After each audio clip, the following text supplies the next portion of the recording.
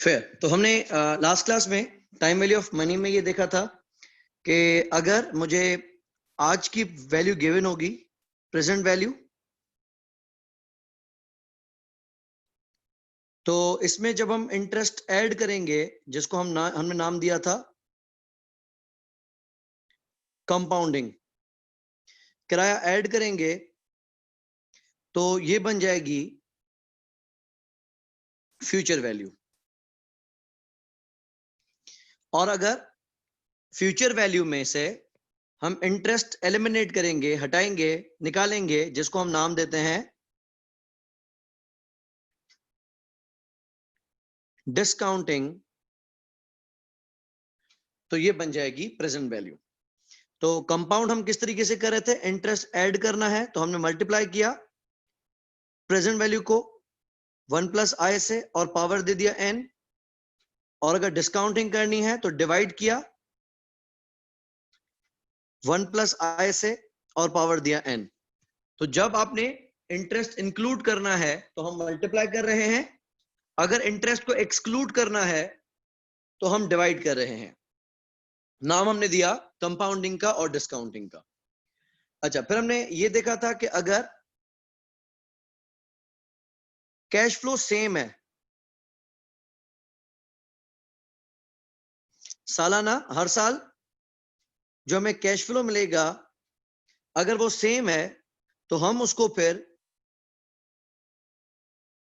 Annuity factor से भी multiply कर सकते हैं। जब हम कांस्टेंट एनुअल कैश फ्लो को एन्युटी फैक्टर से मल्टीप्लाई कर रहे थे तो जो हमारा आंसर आता उसको भी हम कहते प्रेजेंट वैल्यू। लेकिन हमने देखा था कि एन्युटी फैक्टर कोई बड़ी बला नहीं है, it is simply some of discount factors. अगर एन्युटी का फॉर्मूला आज तक किसी ने दुनिया में इजाद ना किया होता तो हम फिर भी जी रहे होते, कोई दिक्कत नहीं होती हमें। लेकिन एन्युटी फैक्टर सिर्फ और सिर्फ एक शॉर्टकट है। अच्छा, अब एक मिसाल को समझें। अज्यूम करें हम इन्वेस्टर हैं और हमें एक बंदा रिक्वेस्ट करता है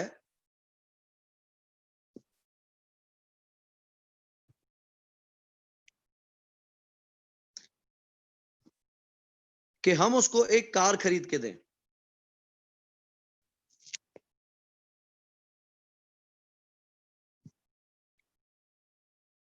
जिसकी आज वैल्यू है 25 लाख रुपए।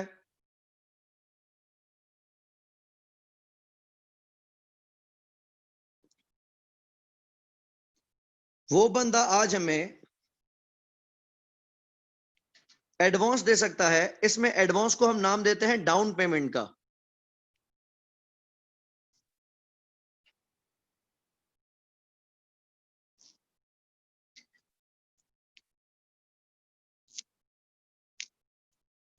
किसी और को भी वॉइस में ट्रबल है?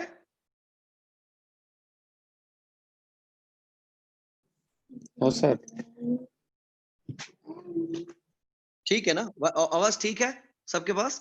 तो तुरंत आप देखें, इंटरनेट का कुछ इशू शायद आपके पास हो।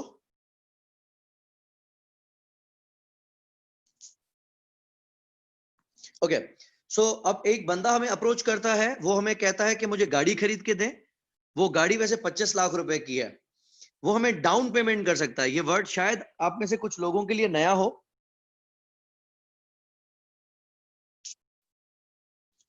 तुरंत बाकी सब कह रहे हैं उनके पास आवाज ठीक है।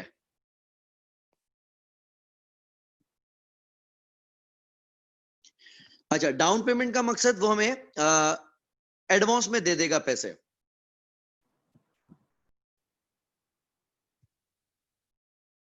अच्छा, उसके हवाले से वो कहता है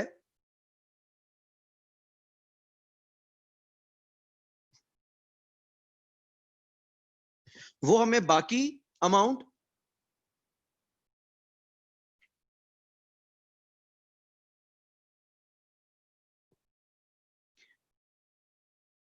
किस्तों में पे करेगा,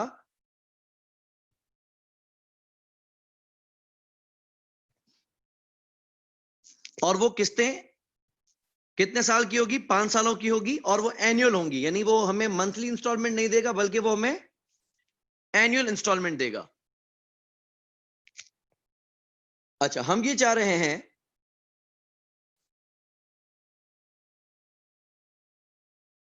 कि हम उस बंदे से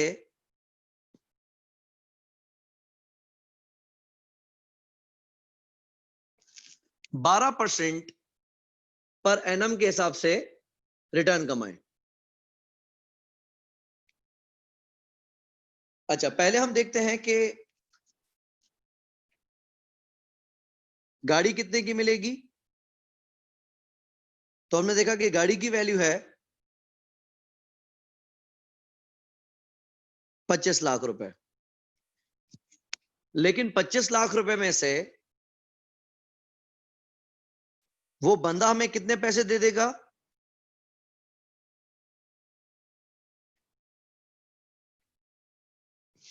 वो हमें दे रहा है 20%। तो 25 लाख का 20% कितना बनेगा?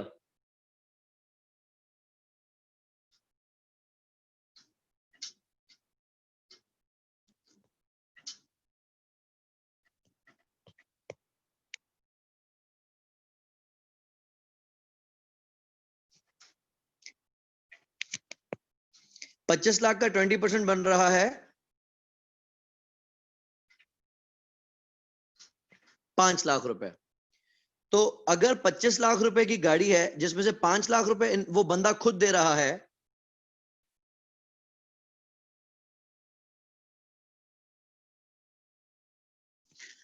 तो वो हमसे कर्जा कितना ले रहा है?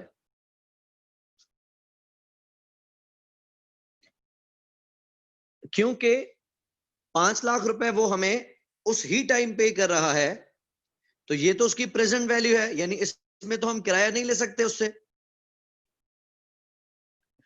तो हमारे पैसे कितने फंस रहे हैं? 20 लाख रुपए। ये 20 लाख रुपए हमारा लोन अमाउंट है।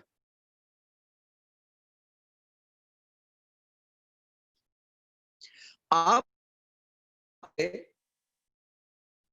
25 लाख रुपए हासिल नहीं कर सकते,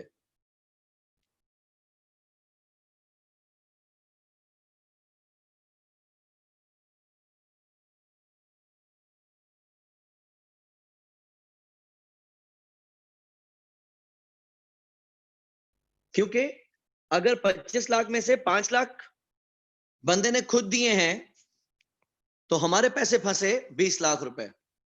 अगर मैं उससे 12% कमाना चाहता हूं, तो मुझे किराया काट के कितने पैसे चाहिए? किराया काट के, किराए के बगैर मैं उतने ही पैसे लूंगा जितने मेरे पैसे फंसे हैं। तो आप मुझे बताएं, मेरे किराए के बगैर कितने पैसे फंसे हैं?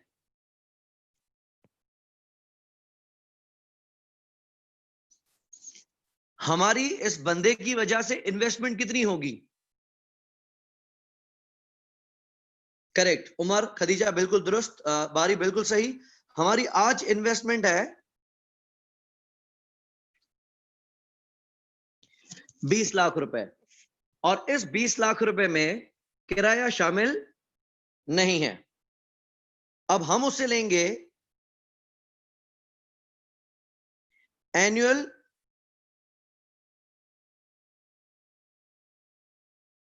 इंस्टॉलमेंट। अच्छा, जो इंस्टॉलमेंट लेंगे उसमें तो किराया शामिल करेंगे। अगर आपने 5 सालों की किस्तें लेनी है,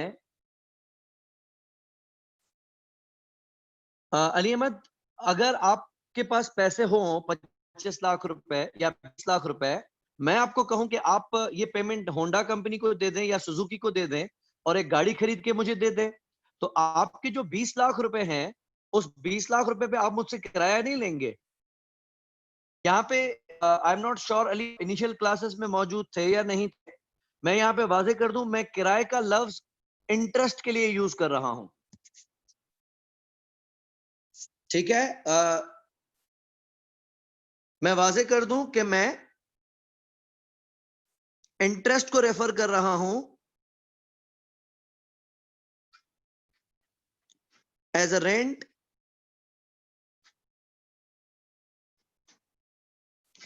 ऑन इन्वेस्टमेंट। ठीक है, चले।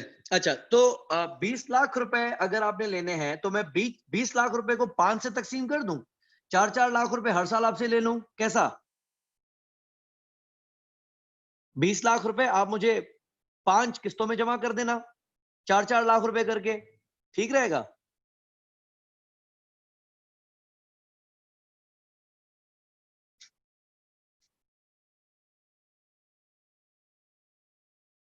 अगर मैं आपसे, यस बारी करेक्ट, अगर मैं आपसे 4-4 लाख रुपए लेता हूं तो मुझे तो मेरा सिर्फ प्रिंसिपल मिलेगा, किराया कहां होगा? करेक्ट जवाब। अच्छा, अब मैं क्या करता हूं, अगर एनुअल इंस्टॉलमेंट है तो उसको हम मल्टीप्लाई करते हैं एन्युटी फैक्टर से। एन्युटी फैक्टर का फॉर्मूला याद रखो,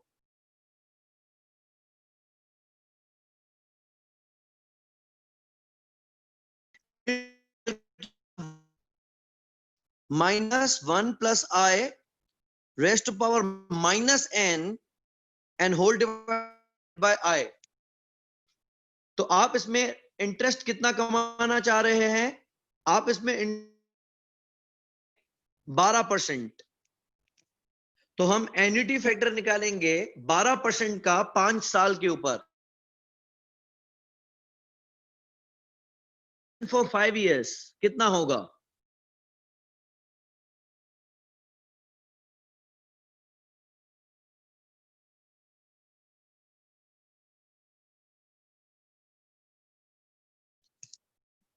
annuity factor of 12% for 5 years.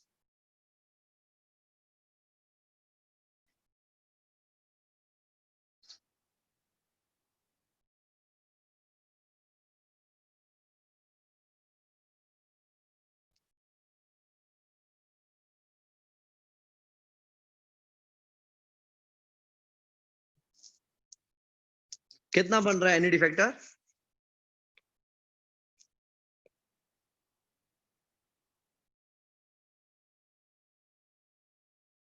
Umar, इसको काइंडली आप 4 डिजिट्स में बता दें, 3 point and 4 digits round up के बाद। Sunil, it is not in percentage, so it is 3.6047।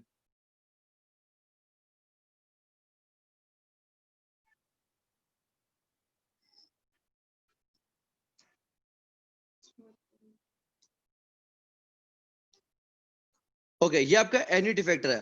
तो मुझे मालूम करनी है इंस्टॉलमेंट कितनी होगी, x, जबकि एन्युटी फैक्टर आपने निकाला है कि अगर हम 12% कमाना चाहते हैं 5 साल का किराया, तो इट इज 3.60477।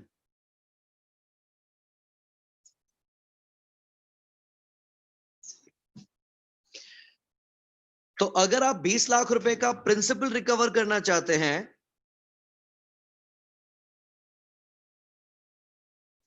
वैसे आप डिवाइडेड बाय 5 करते, लेकिन अगर हर साल का रुपया 1 रुपया होता तो हम 5 सालों को 5 रुपए कहते। अब ये 3.066044 वहां जो मल्टीप्लाइड में उस पर आके डिवाइड हो जाएगा।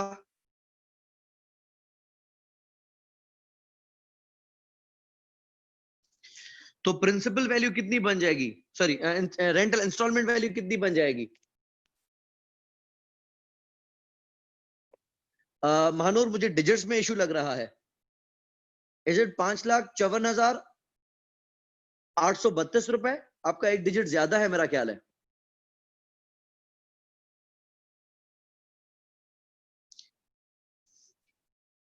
554820, ओके।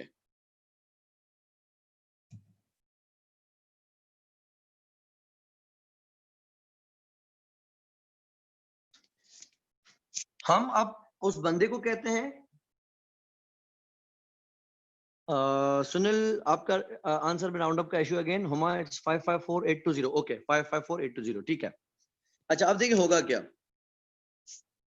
अमोर्टाइजेशन के हिसाब से हमारे पैसे कितने फंसे हुए हैं? 20 लाख रुपए।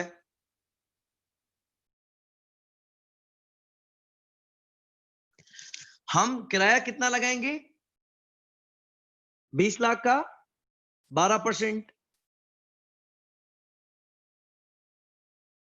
तो 20 लाख पे पहले साल का किराया कितना बनेगा?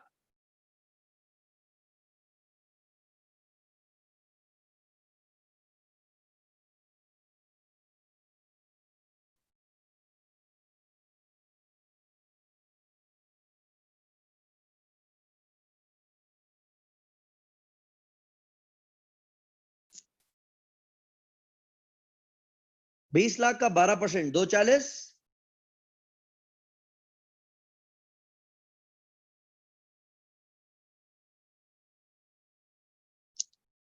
ठीक है साहिल। तो अब हुआ ये कि 20 लाख रुपए के ऊपर एक साल का 240 रुपए का किराया लग गया।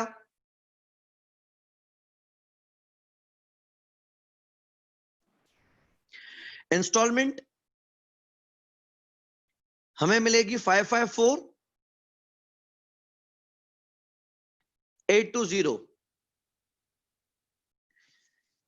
554820 में 2,40,000 की तो का तो रेंट है, इंटरेस्ट है। वो काटने के बाद उसने हमें अपना प्रिंसिपल कितना वापस कर दिया? मानूर 20 लाख का 12%।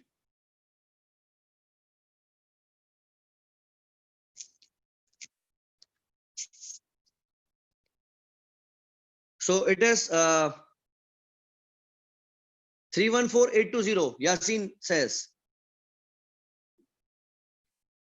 314820।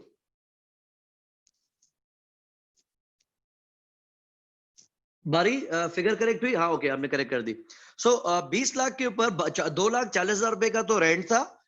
जब उसने 5,54,820 रुपए में दिए, उसमें से 3,14,820 रुपए हमें वापस मिल गए।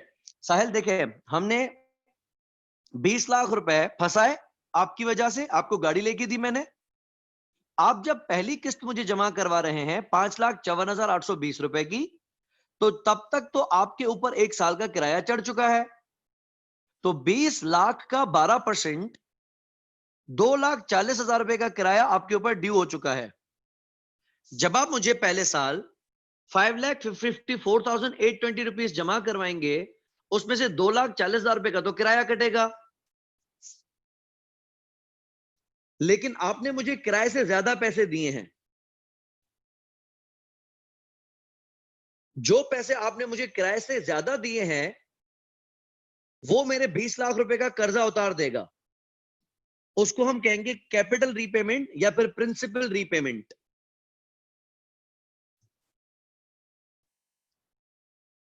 अच्छा, अब आप मुझे बताएं कि मेरे कितने पैसे फंसे हुए हैं बाकी पीछे?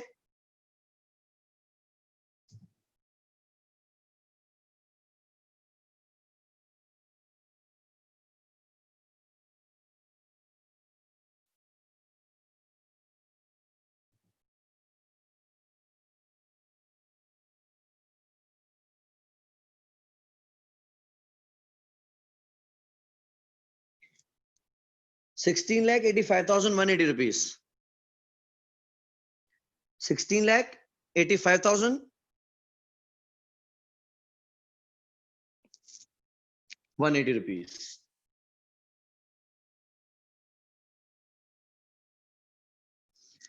अच्छा, अब क्योंकि मुझे 20 लाख में से कुछ पैसे वापस मिल गए, अब मेरे 16,85,180 रुपीज आउटस्टैंडिंग है। अब मैं इस पे किराया लगाऊंगा, तो 16,85,180 रुपीज पे 12% किराया कितना बनेगा?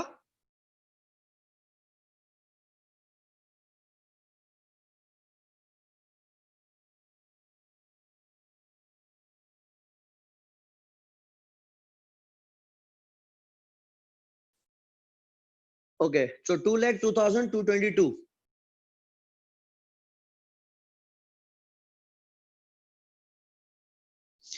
अच्छा, अब आप देख सकते हैं कि दूसरे साल का जो इंटरेस्ट है वो कम है और कम होना भी चाहिए।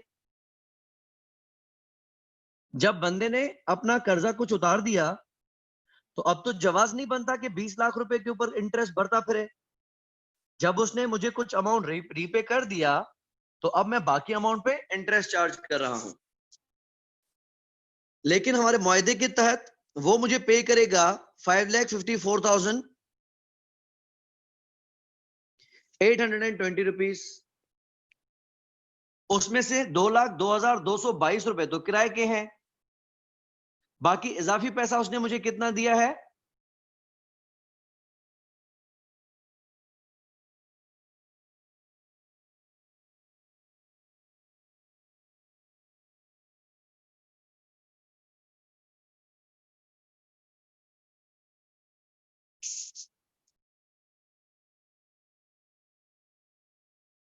ओके, 3,52,598।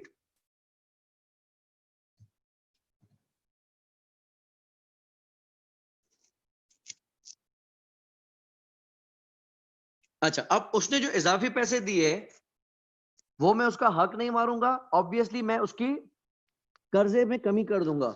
तो मेरे जो 16,85,180 रुपए फंसे हुए थे उसमें से 3,52,598 उसने मुझे दे दिए। बाकी उसके ऊपर मेरा कर्जा कितना बचा? 13,32,582।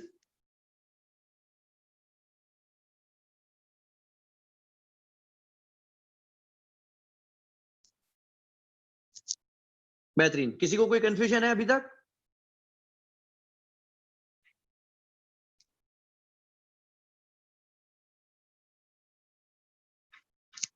साहिल, सीडी देखे कैसे आ रहा है?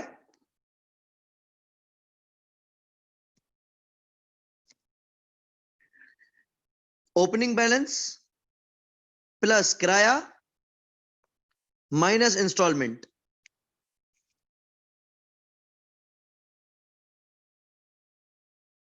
और सीआरबी बेसिकली क्या है? इंस्टॉलमेंट में से जब किराया माइनस कर रहे हैं तो सीआरपी बन रही है। तो या तो आप डायरेक्टली ए में से डी माइनस कर दे,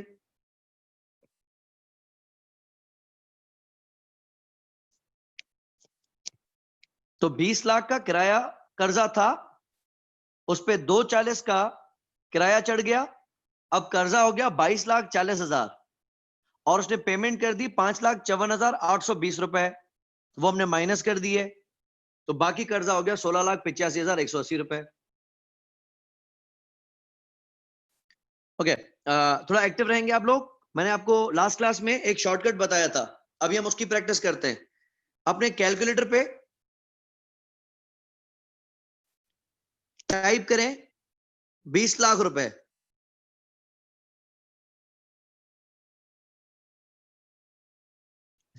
और प्रेस कर दें इक्वल। करने के बाद डन करेंगे आप।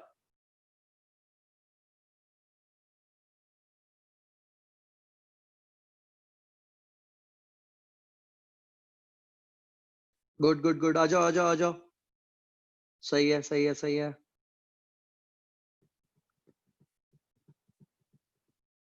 ओके मनीष, सही है। बिलाल, शायान ठीक हो गया। फहद सही है।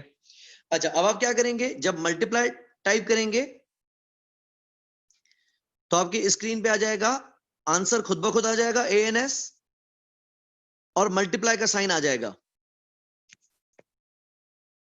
इक्वल नहीं प्रेस करना। नेक्स्ट स्टेप में क्या करोगे आप? ANS मल्टीप्लाई तो लिखा हुआ है, अब आप करेंगे 1.12 माइनस ब्रैकेट में लिखेंगे इंस्टॉलमेंट 554,820, ब्रैकेट ऑफ करेंगे। यहां तक करने के बाद डन करें। अभी इक्वल नहीं प्रेस करेगा कोई भी।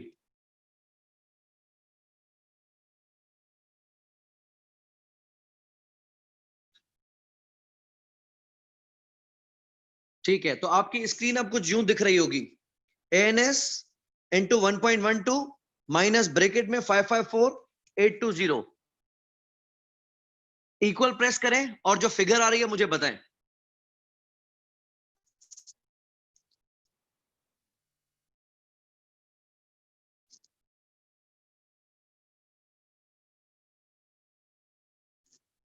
One 1685180 good. लिखो लिखो लिखो, सब लिखें।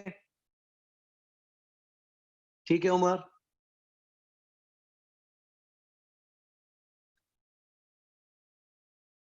सही है सही है। एमएल ठीक है। प्रभाव ओके। नेक्स्ट इक्वल प्रेस करें सिर्फ।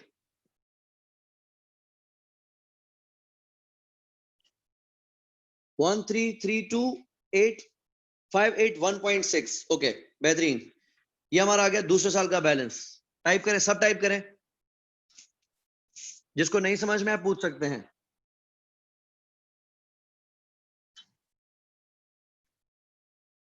शेरोज दूसरे साल पे आ जाओ।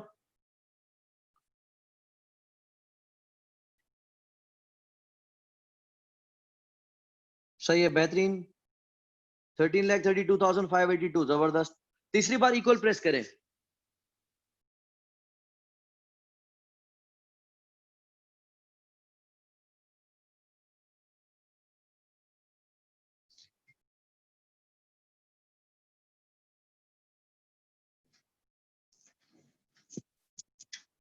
$9,37,671। रबाब आपने डेसिमल मिस किया है शायद ना, ठीक है कैलकुलेटर पे ख्याल करना इसका। कह रहा आ रहा होगा ऑटोमेटिकली। 9,37,671 ओके ठीक है। मनीष तक आंसर आ गया है, साहिल ने दे दिया, शहरोज का भी आंसर आ गया, सही है। मतीन आपकी तरफ से आ रहे हैं आंसर्स?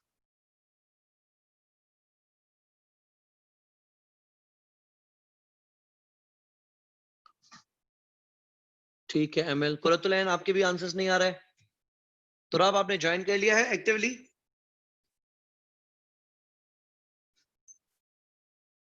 जहीर आपके आंसर्स नहीं है, जोना आपके आंसर्स नहीं है। ओके चौथी बार इक्वल प्रेस करें।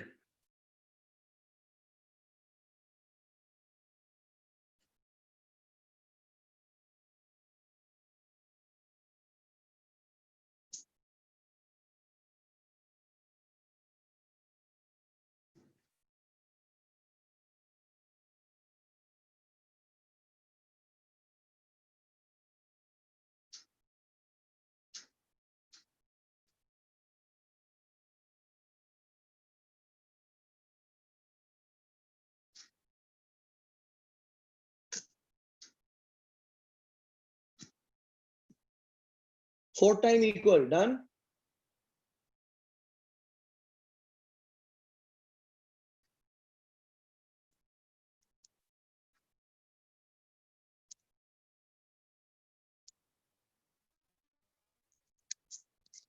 Okay, so it is 4,95,372.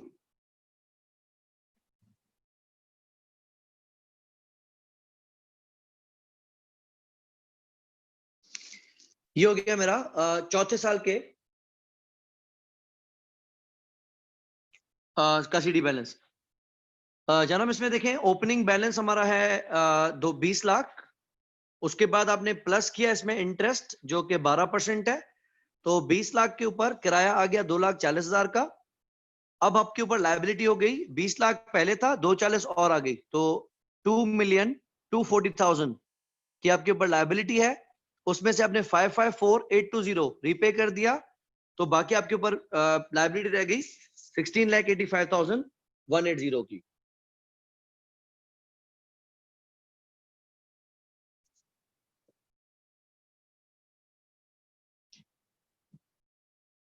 Last year last equal press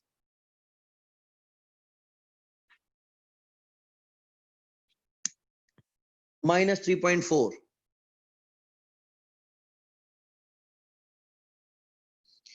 ये बेसिकली हमारा राउंड अप डिफरेंस है, अदरवाइज हमारा आंसर 0 आना चाहिए था।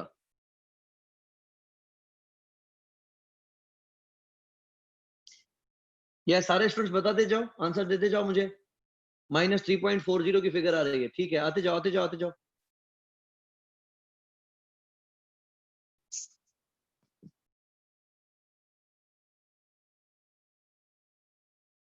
ठीक है महानूर, उमा, ठीक है आंसर।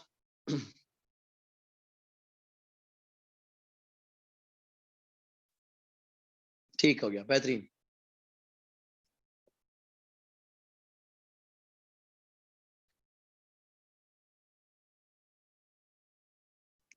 अली अहमद ठीक है, हमजा ठीक है।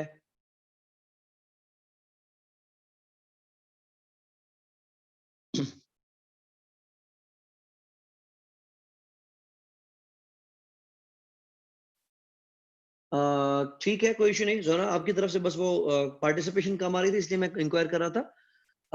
कोई इशू नहीं, फिर आप इसको रिकॉर्डिंग से रिवाइज कर लीजिएगा। आपका लॉस नहीं होना चाहिए। एज आई टोल्ड यू कि अगर क्लास में आप चीजें ठीक से नहीं समझोगे तो मिड्स एंड फाइनल्स में आपके लिए प्रॉब्लम होगी बहुत। पॉसिबली इस बार टेस्ट में भी, टेस्ट को भी मैं थोड़ा स्ट्रिक्ट करूंगा इस बार।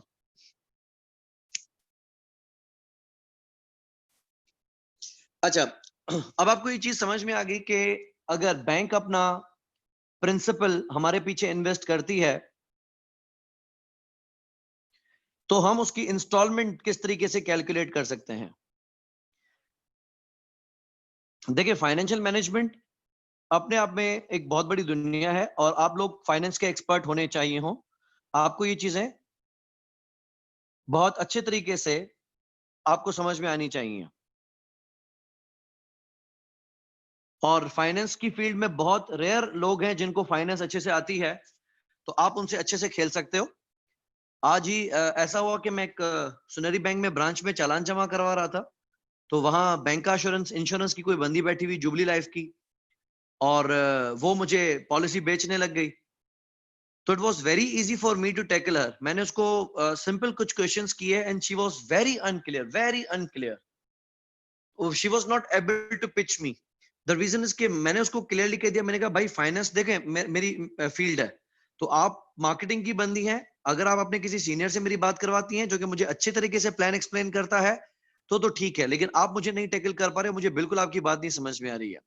होता यह है कि आप बेसिकली फाइनेंस के बंदे हैं तो आप लोगों को अच्छे से आनी चाहिए। जिस तरह नॉर्मली क्या होता है, हम एक घर लेते हैं किराए पे। आप में से जिन लोगों को कुछ प्रॉपर्टी का आइडिया हो, तो पाकिस्तान में जो है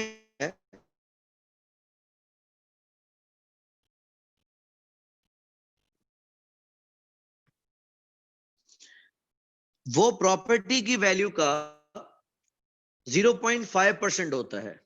रफली बता रहा हूं, जो हम रेजिडेंशियल लेते हैं ना, फैमिलीज आके शिफ्ट होती हैं, बंगलोस लेते हैं, तो उसमें तो 0.5 से भी कम चलता है। तो ये पूरे साल का कितना हुआ?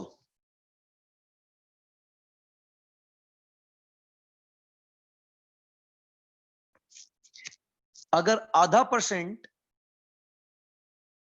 0.5% ऑफ प्रॉपर्टी वैल्यू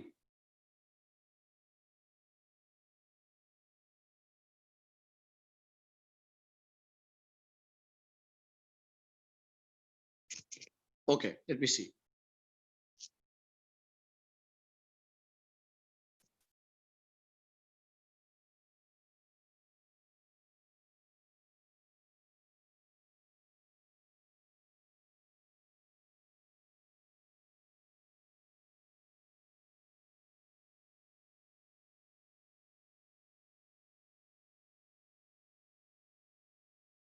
ओके, अब बताइएगा मुझे फिर। मैं ये बता रहा हूं कि हम जब भी किराया लेते हैं तो प्रॉपर्टी की वैल्यू का 0.5% किराया होता है। तो लेट्स से हमने एक घर देखा है,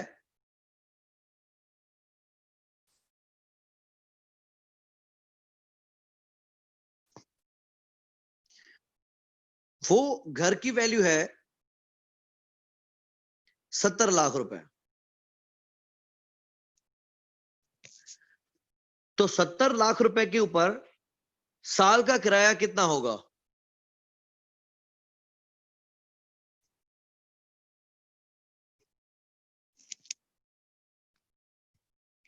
₹70 लाख की प्रॉपर्टी के ऊपर एक साल का किराया कितना होगा?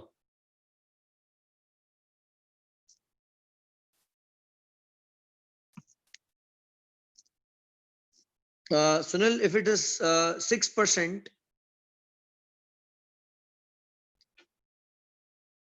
तो मेरे हिसाब से 4,20,000 नहीं बनेगा।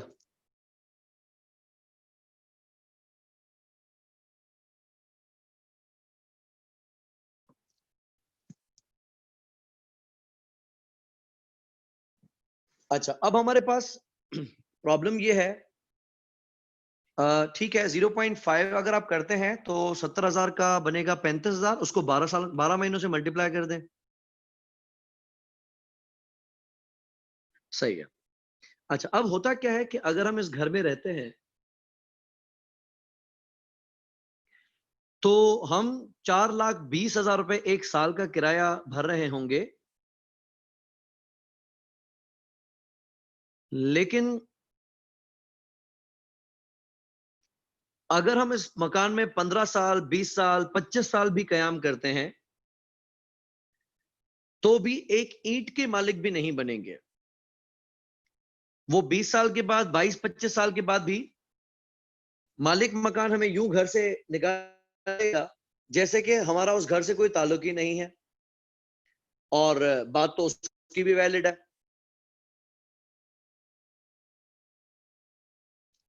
क्योंकि आपने उसके मकान का किराया उसको दिया, तो जितना अरसा आप उसके मकान में ठहरेंगे आप उसको किराया देंगे। जब आप किराया देना बंद करेंगे तो आप मकान से फारिग हो जाएंगे। सीधी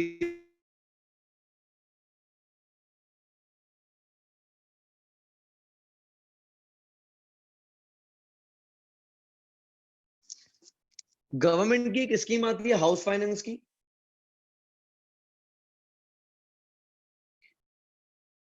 उसमें पता चलता है कि गवर्नमेंट सब्सिडाइज रेट्स दे रही है अगर कोई अपना घर खरीदना चाहता है। नया पाकिस्तान हाउसिंग स्कीम आ गई मिसाल,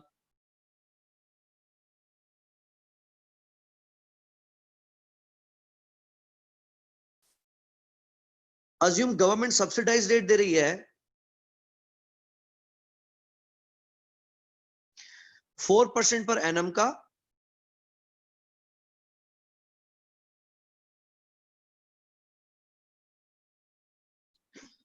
और उसकी अदायगी आपने करनी है 10 सालों के आसान एक साथ में।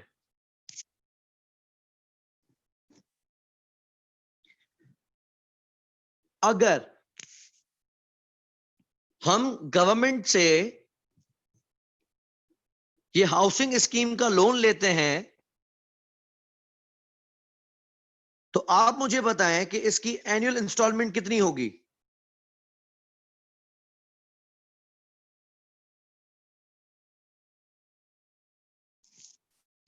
अगर हम सरकारी कर्जे पर ये घर खरीदते हैं तो गवर्नमेंट हमसे एक साल का कितना किराया लेगी या कितना इंटरेस्ट इंस्टॉलमेंट लेगी? पहले आप निकालेंगे एन्युटी फैक्टर,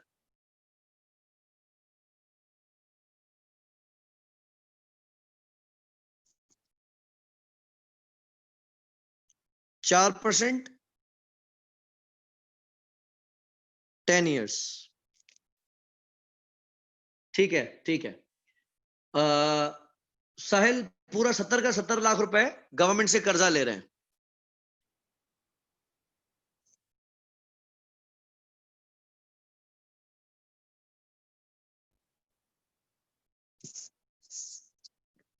हम अपनी तरफ से 1 रुपया नहीं दे रहे। Okay, so it is 8.11 annuity factor confirm. बाकी बच्चे भी कंफर्म करें।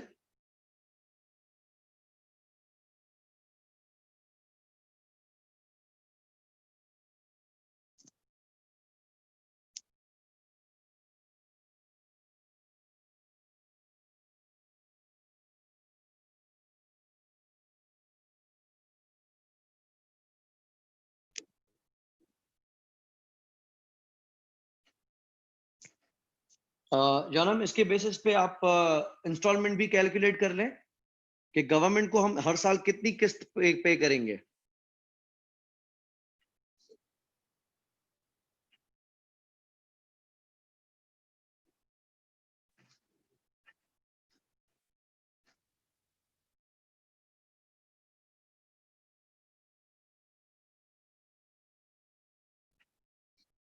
साहिल, पहले आप एन्युटी फैक्टर निकाल लें। 4% पे कर्जा दे रही है गवर्नमेंट और 10 सालों तक आपने पेमेंट करनी है गवर्नमेंट को।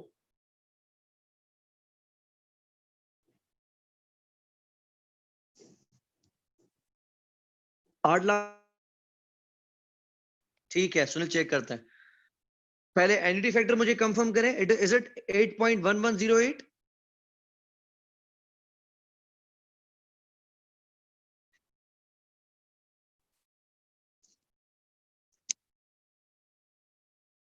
ठीक है, 0895। ठीक है साहिल, यहां तक ठीक है। अच्छा, अब आपने क्या करना है, प्रिंसिपल कितना है, प्रेजेंट वैल्यू कितनी है, 70 लाख रुपए की। 70 लाख रुपए को हम डिवाइड करते हैं एन्युटी फैक्टर से।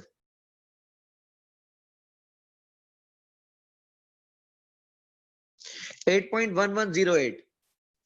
तो हर साल गवर्नमेंट को हम कितनी पेमेंट करेंगे?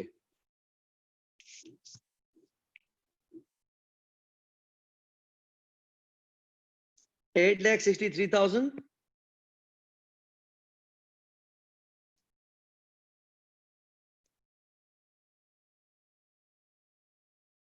046।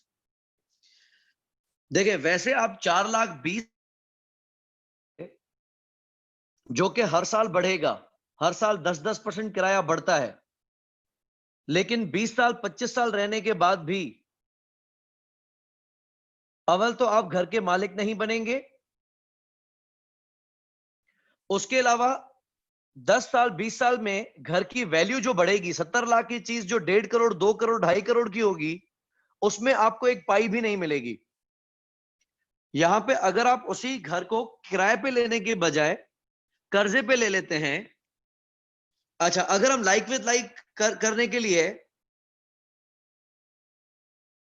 अगर ये अज्यूम करें कि गवर्नमेंट हमें 20 साल का प्लान देती है, तो किस्त कितनी बनेगी? पहले 20 साल का एन्युटी फैक्टर निकालें। अगर हम ये अज्यूम करते हैं कि हम कम से कम भी इस घर में 20 साल तक रहेंगे, बच्चों की तालीम पूरी होने तक, और अगर गवर्नमेंट भी हमें 20 साल का ग्रेस देती है कि 20 साल तक आप पेमेंट करते रहेंगे, तो 20 साल के हिसाब से सालाना किस्त कितनी बनेगी?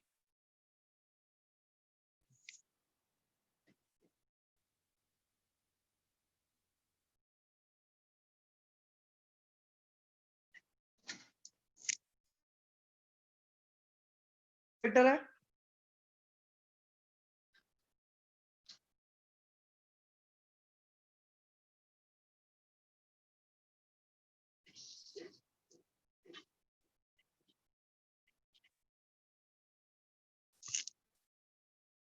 $590। ओके।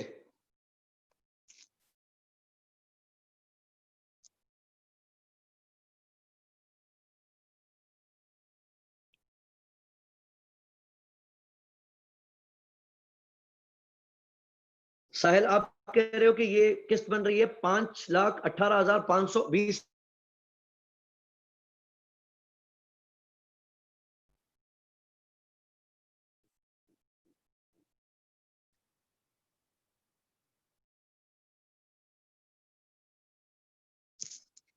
आप देखिए, किराए में और इसमें फर्क ही क्या रह गया? 4,20,000 रुपए तो किराया था, और किराया पूरा का पूरा जाया है। जाया का मकसद देते रहो, ठहरे रहो। आपने यहां किराया देना बंद किया, आपको घर से तड़ी मार दी जाएगी। और प्रॉपर्टी की वैल्यू अगर बढ़ गई, 70 लाख की चीज अगर 1.5 करोड़ रुपए की हो जाती है 20 सालों में भी, तो आपका कोई फायदा नहीं है। पूरा का पूरा फायदा मालिक का है। अच्छा, इसको और आगे लेके जाते हैं। अगर हम कहते हैं कि हम कम 25 साल घर में रहेंगे,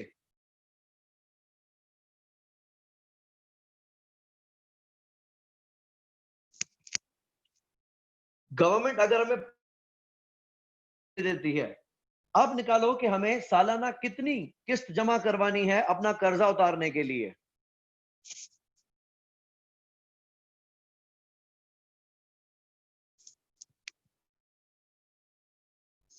पहले एन्युटी फैक्टर निकालें 25 साल का 4% पे।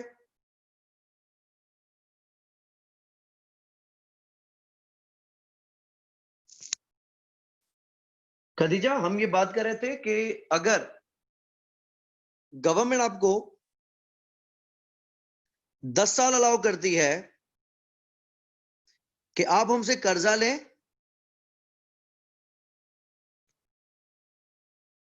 और अपने घर के मालिक बन जाएं, हम आपसे 10 सालों में किस्तें लेते रहेंगे,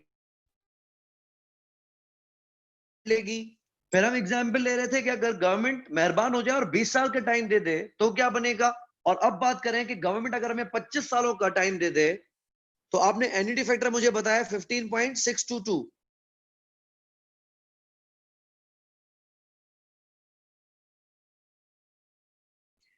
उस हिसाब से सालाना किस्त क्या बनेगी? 4,48,000, राउंड अप 100 रुपए।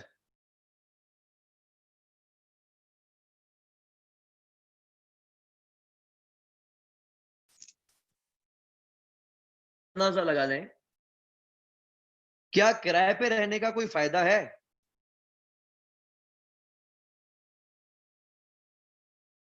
अगर आपके पास इतने पैसे नहीं हैं कि आप मकान खरीद सकें, अपना घर खरीद सकें, अपनी छत खरीद सकें, तो बेहतर यह होगा कि आप उसके लिए कहीं से कर्जा लें और उसकी किस्तों में पेमेंट जमा करते रहें। इससे अव्वल तो यह फायदा होगा कि हर साल जो आप किस्त जमा करवाएंगे वो आपके कर्जे को कम करती जाएगी। अगेंस्ट रेंटल, रेंटल अगर देखते तो रेंटल आप कितने भी जमा करवाते जाएंगे, आपका कोई कर्जा कम नहीं होगा। आप किराएदार के किराएदार ही रहेंगे। लेकिन अगर यहां पे देखें तो हमारा किराया भी पे हो रहा है और प्रॉपर्टी भी खरीदी जा रही है, और कल को प्रॉपर्टी की वैल्यू बढ़ने का फायदा भी हमें ही होगा, क्योंकि हम ही पहले दिन से मालिक हैं, हमने सिर्फ लोन लिया हुआ है। ये हमारी फाइनेंशियल मैनेजमेंट की टेक्निक्स हैं। अच्छा, अब हम बात करते हैं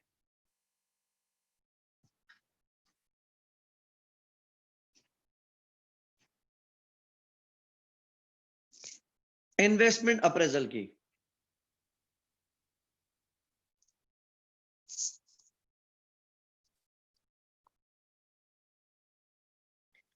इन्वेस्टमेंट अप्रेजल में क्या होगा,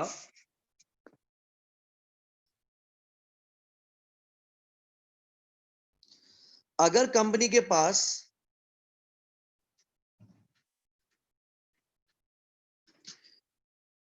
कोई लॉन्ग टर्म इन्वेस्टमेंट प्रपोजल है,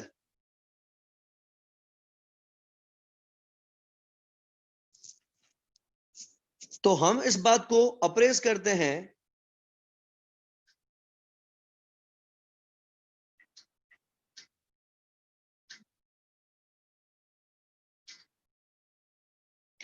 और हम उसको एवेल्युएट करते हैं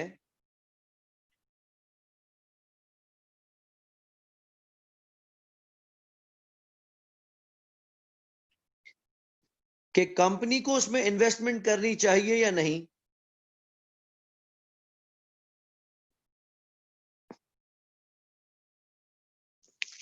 इसको हम नाम देते हैं इन्वेस्टमेंट अप्रेजल का।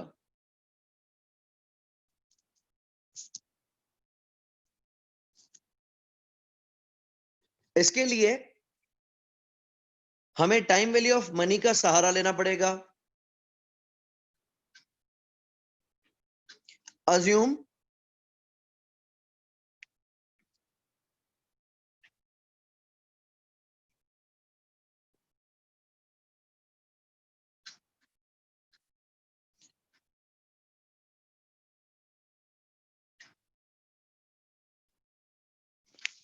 एक्स लिमिटेड है, वो कंसिडर कर रही है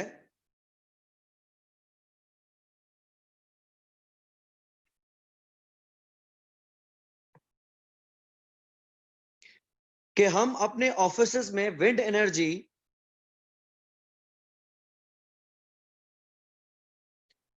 सिस्टम इंस्टॉल करें।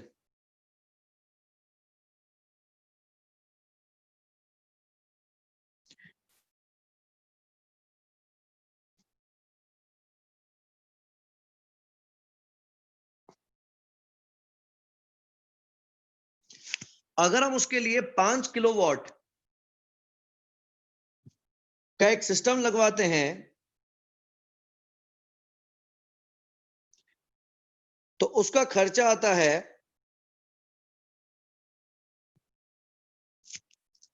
8 लाख रुपए।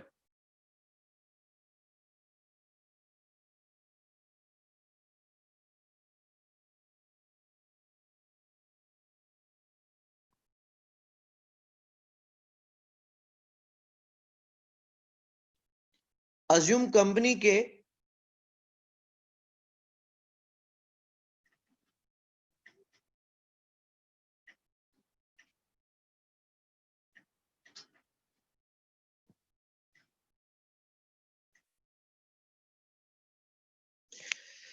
इसकी वजह से 400 किलोवाट आवर्स बच जाएंगे।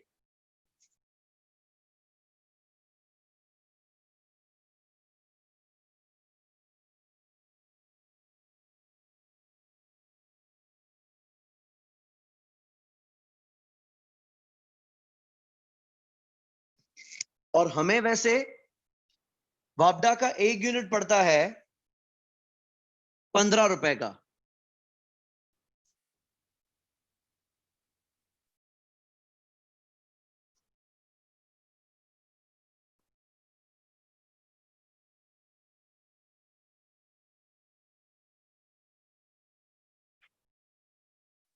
अज्यूम अगर इस विंड एनर्जी के सिस्टम की जो लाइफ है वो 5 साल है, हमें कंपनी को यह बताना है कि क्या उसको ये विंड एनर्जी सिस्टम लगवाना चाहिए या नहीं लगवाना चाहिए।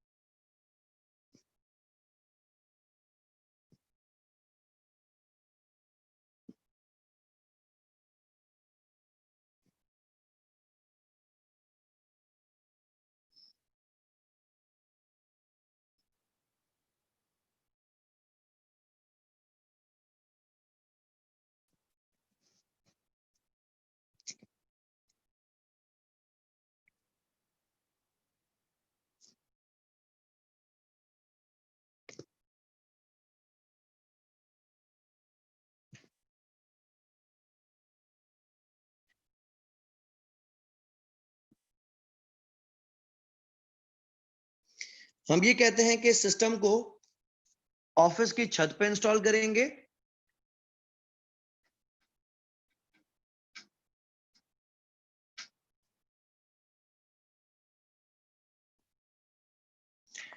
जिसका हम सालाना 3 लाख रुपए किराया भर रहे हैं।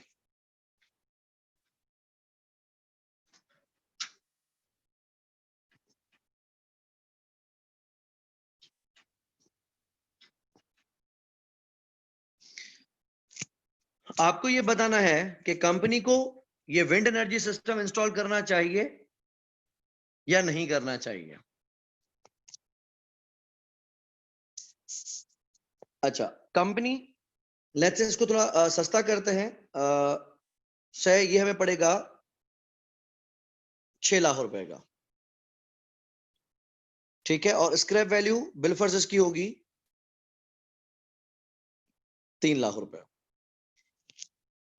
अच्छा, अब इस बात को समझना, एक हम साल रखते हैं जिसको हम कहते हैं ईयर जीरो। ईयर जीरो का मतलब क्या है? Year zero is start of first year. इसको हम रेफर करते हैं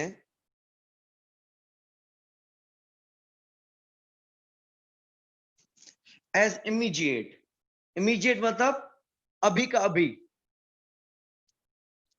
आज का रुपया 1 रुपया है, उसमें कोई किराया नहीं लगेगा। एक अजम्पशन आप अच्छे तरीके से याद करें।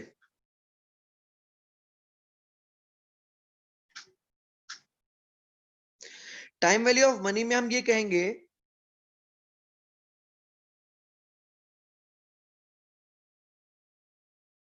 that all cash flows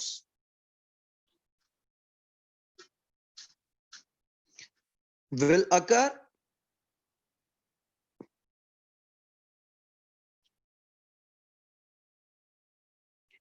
at the end of year। कोई भी कैश इनफ्लो होगा या आउटफ्लो होगा, वो होगा तो साल के आखिर में होगा। कभी कोई कैश फ्लो साल के बीच में नहीं आएगा, 3 महीने में नहीं आएगा, 2 महीने में नहीं आएगा, 6 महीने में नहीं आएगा, 9 महीने में नहीं आएगा। आएगा तो साल के आखिर में आएगा।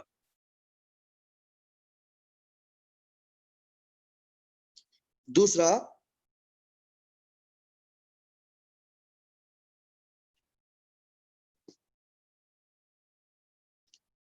अगर कोई कैश फ्लो अकर्स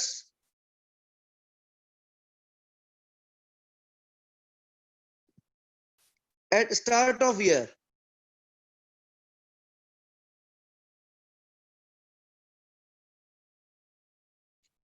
तो that is assumed at the end of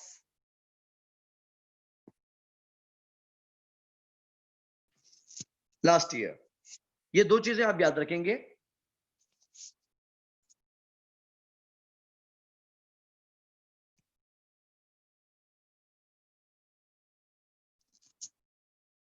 जब मैं कहता हूं ईयर जीरो, तो ईयर जीरो का मकसद सिंपली सिंपली क्या है?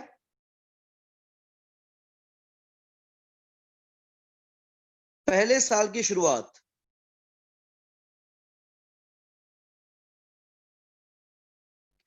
और ईयर वन का मकसद क्या होगा? इसको हम कहेंगे year one is end of first year. और जब हम लिखेंगे ईयर टू, तो ईयर टू का मकसद क्या होगा? It is end of second year. लेकिन अगर हमें कोई कैश फ्लो सेकेंड ईयर की स्टार्ट में मिलता है, तो उसको हम ईयर वन पे मानेंगे। तो ईयर वन के दो मकसद है, एंड ऑफ ईयर वन या स्टार्ट ऑफ ईयर टू। का मकसद है एंड ऑफ सेकेंड ईयर या फिर स्टार्ट ऑफ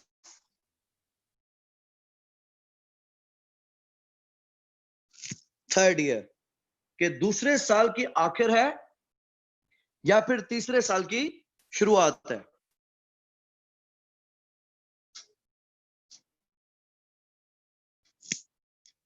अच्छा, अब देखें, विंड एनर्जी की बात करते हैं।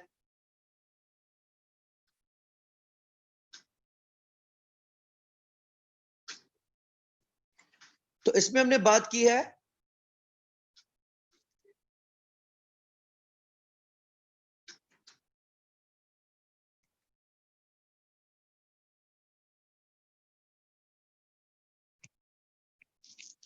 कि अगर हम विंड एनर्जी सिस्टम इंस्टॉल करते हैं तो उसका 6 लाख रुपए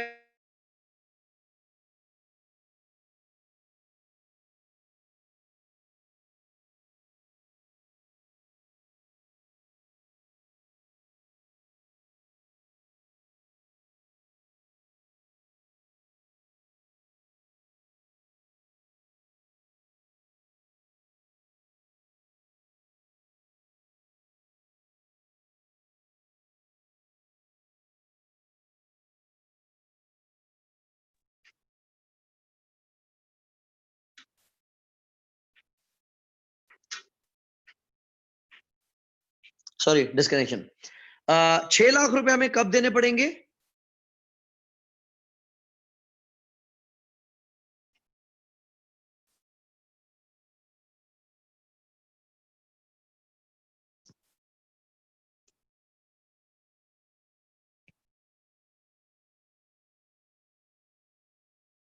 ये हमें देने पड़ेंगे इमीडिएटली।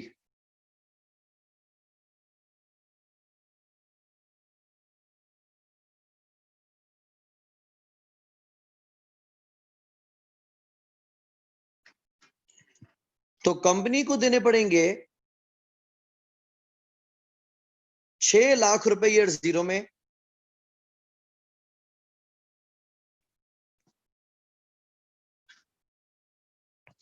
और 5 साल इसकी लाइफ है। फिर हमने ये बात की है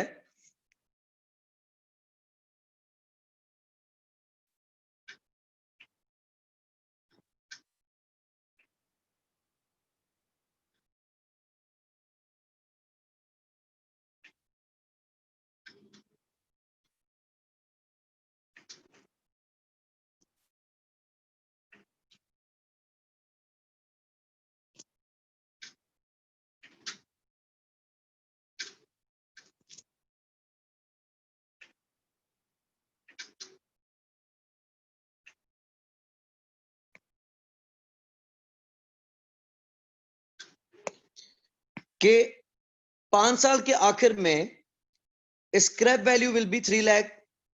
तो 6 लाख रुपए आज देंगे आप, और 5वें साल में आपको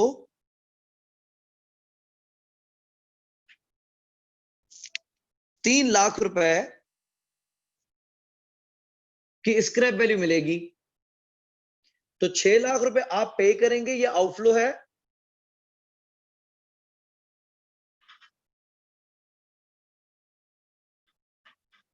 और 3 लाख रुपए की स्क्रैप वैल्यू मिलेगी, ये इनफ्लो है।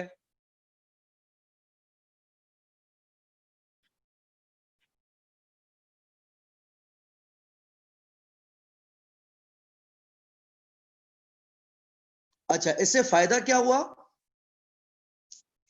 कि हर महीने हमारे 400 वापडा की यूनिट्स बचेंगे।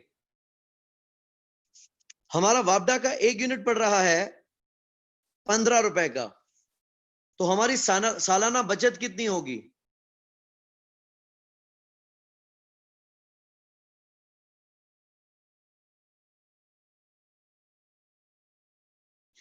हर महीने में आपके कितने यूनिट्स बचेंगे? 400 यूनिट्स। तो हर साल में यूनिट्स हो गए मल्टीप्लाई बाय 12, और हर यूनिट की कॉस्ट है 15 रुपए। अब आपने आंसर दिया है 72,000 रुपीज।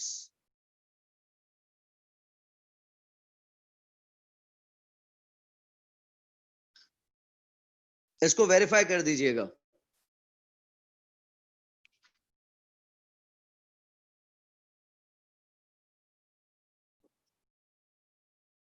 ठीक है, 72,000।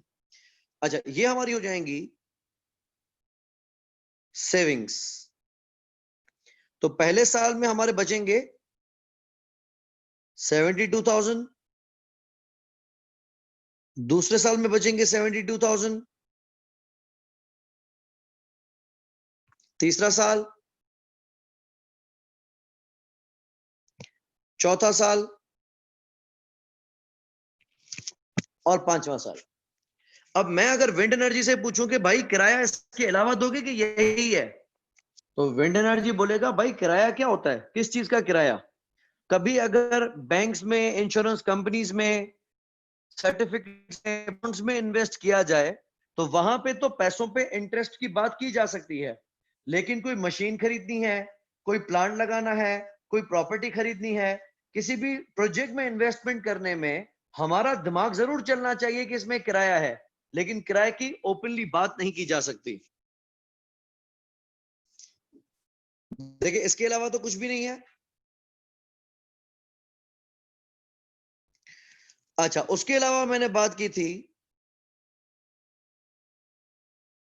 कि हम ये सिस्टम लगवाएंगे कहां पे, छत पे होगी, क्या खास किराए पे लेनी पड़ेगी? नहीं, छत तो ऑफिस की है।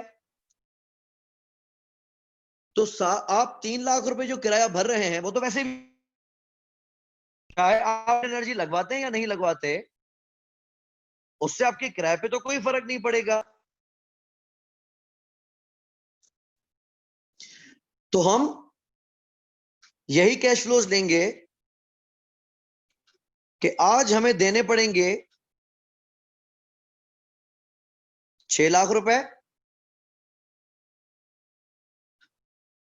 जिसमें से हमें पहले साल, दूसरे साल, तीसरे साल, चौथे और 5वें साल में 70 देंगे, और 5 रुपए की स्क्रैप वैल्यू भी मिल जाएगी।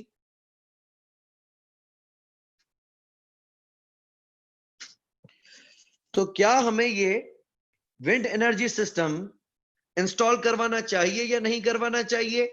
हमारा कॉस्ट ऑफ कैपिटल कितना है? 7%।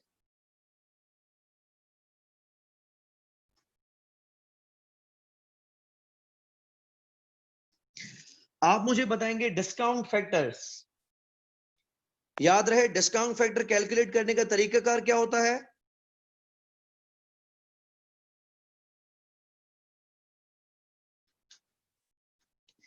फ्यूचर वैल्यू है 1 रुपया, डिवाइडेड बाय 1 + i, तो ये आ जाएगी प्रेजेंट वैल्यू ऑफ 1 रुपी।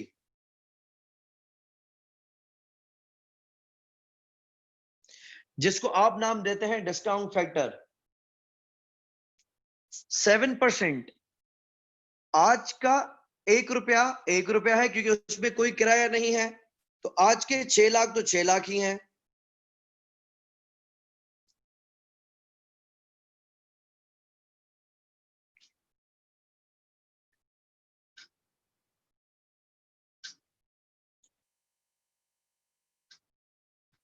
इसको हम नाम देंगे प्रेजेंट वैल्यू का।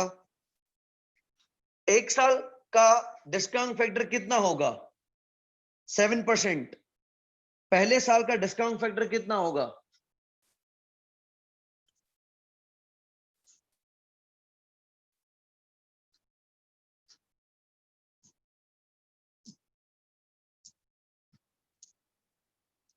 One divided by 1.07।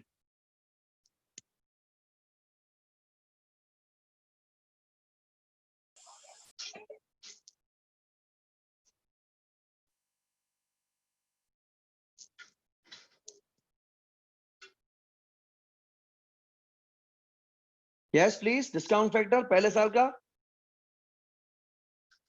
0.934।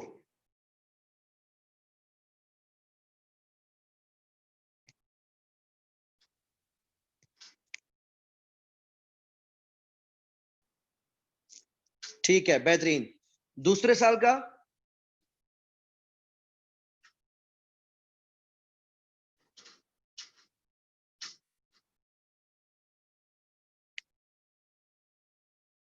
Discount factor of second year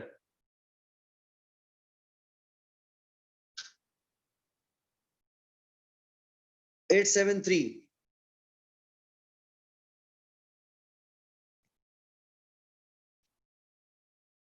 तीसरा साल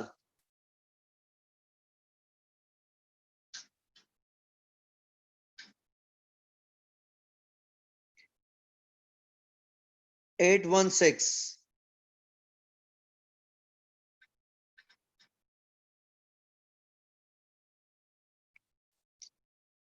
गुड. चौथा साल 762.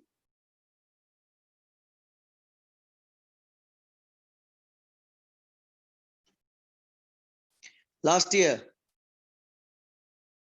712.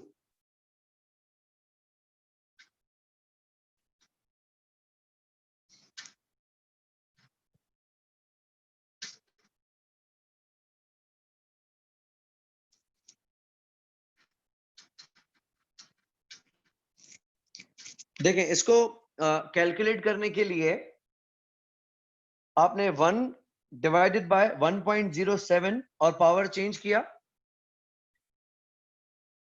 इसको कैलकुलेट करने का दूसरा तरीका शायद मैंने आपको लास्ट क्लास में बताया था, एक बार फॉलो करना. आपने कैलकुलेटर पे प्रेस करो 1 and then equal. Let me know when you are done. Calculator पे आप 1 दबा के इक्वल दबा दें.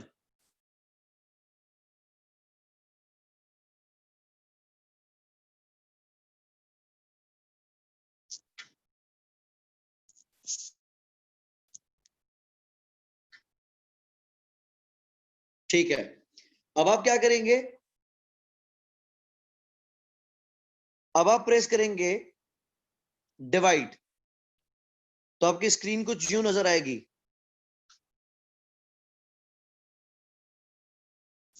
आंसर आगे खुद ब खुद आ जाएगा और डिवीजन आपने दे दिया. उसके बाद आपने क्या करना है, उसके बाद आपने टाइप करना है 1.07. इक्वल कोई नहीं दबाएगा, आपकी स्क्रीन पे आएगा आंसर डिवाइडेड बाय 1.07. यहां तक पहुंच गए हो तो डन करो.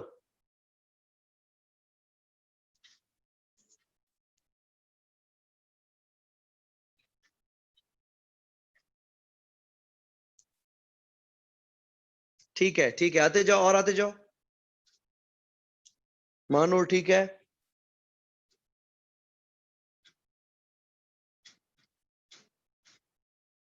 शायान ठीक है. अच्छा, अब आप प्रेस करेंगे इक्वल. पहली बार प्रेस करेंगे इक्वल और जो आंसर आएगा मुझे बताएं.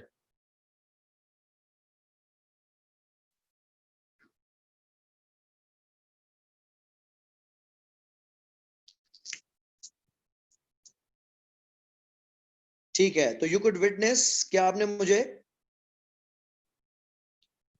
पहले साल का डिस्काउंट फैक्टर बताया. बताते जाओ, बताते जाओ, शाबाश.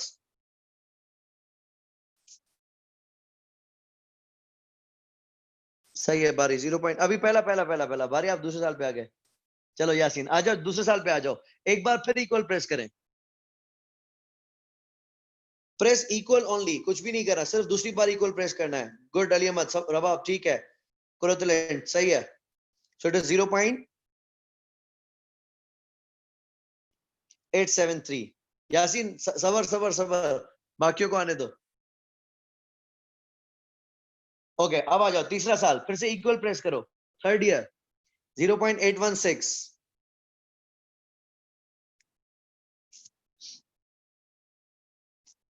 मनीष ठीक है, ठीक है. 0.816. कुरतुलैंड सही है. साहिल ठीक है. चौथी बार इक्वल प्रेस करें.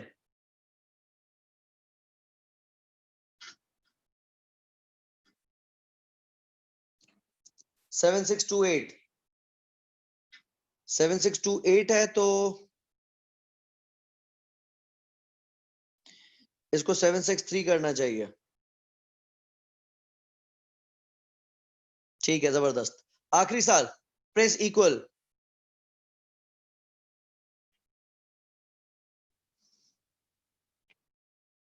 सेवन 7.129 है, तो लेट्स मेक इट 713.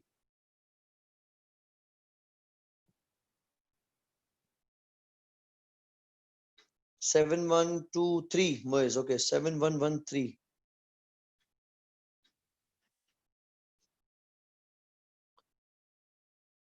7129 यासीन ने बताया था सिर्फ 713, ठीक है। अच्छा, अब हमने क्या करना है कि पहले साल 72,000 मिलेंगे, इसमें से किराया काटना है, तो आप डायरेक्टली 72,000 को डिवाइडेड बाय 1.07 करें तो भी चलेगा, या मल्टीप्लाई बाय 0.934 करें तो भी चलेगा, क्योंकि 0.943 आया कैसे है, 1 डिवाइडेड बाय 1.07। तो 72,000 को अगर 0.934 से मल्टीप्लाई करते हैं तो क्या आंसर आता है?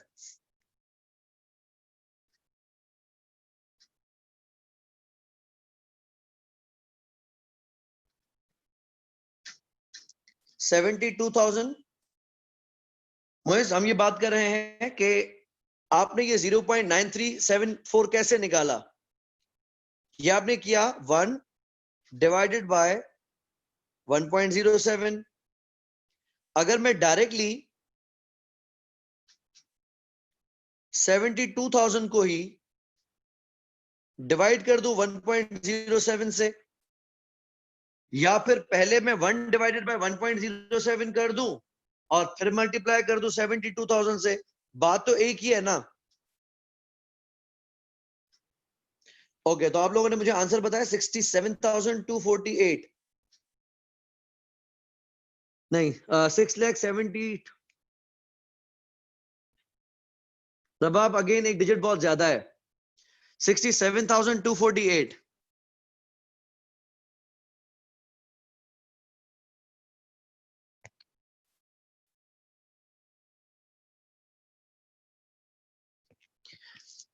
Okay, next year 72,000 multiply by 0.873।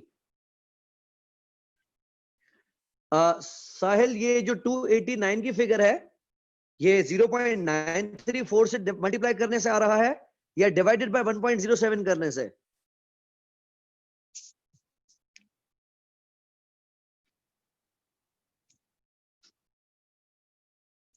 Divide करने से, ठीक है। तो हमारा 3 डिजिट्स में राउंडेड अप है, तो आंसर भी हमारा राउंड अप हो रहा है। राउंड अप डिफरेंसेस को इग्नोर करना। So it is 62,856।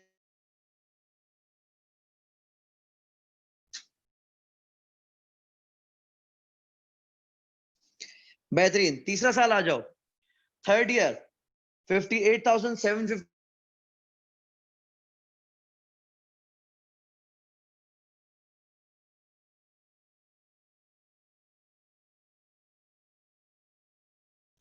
चौथा साल 54,936।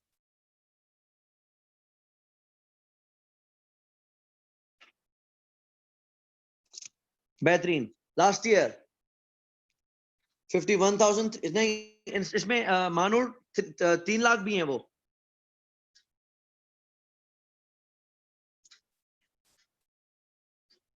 Yashin, it is 3,72,000 multiply by 0.713।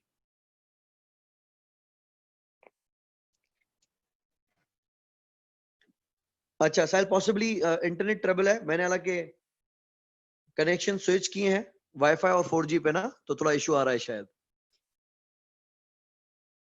Okay, पांचवें साल की फिगर क्या है? Present value.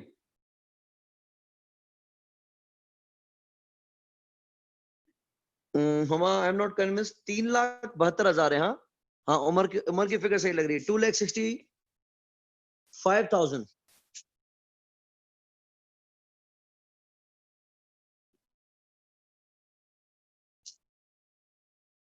236।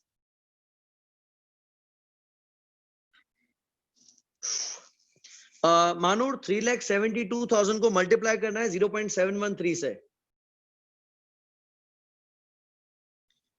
Yasin, figure 5 lakh में नहीं जाएगी, क्योंकि आप 3,72,000 में से भी किराया काट रहे हो, तो आवाज कम आ सकती है, ज्यादा नहीं जा सकती।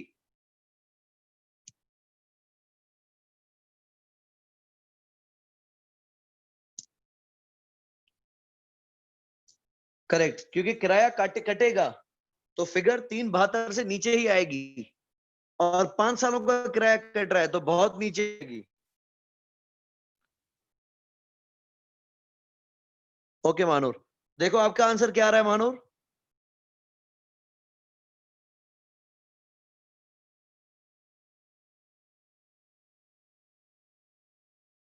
$265,236 यासीन, ठीक है।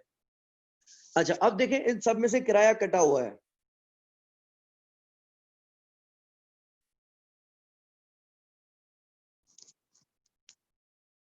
$265,236 सही है, बिल्कुल सही है मानूर, बिल्कुल सही है। अच्छा अब आप देखो ये सब भी प्रेजेंट वैल्यूज हैं, तो 6 लाख रुपए बिना किराए के आप देंगे और 67,248, 62,856, 58,752 ये सारे पैसे आपको बिना इंटरेस्ट बिना किराए मिलेंगे।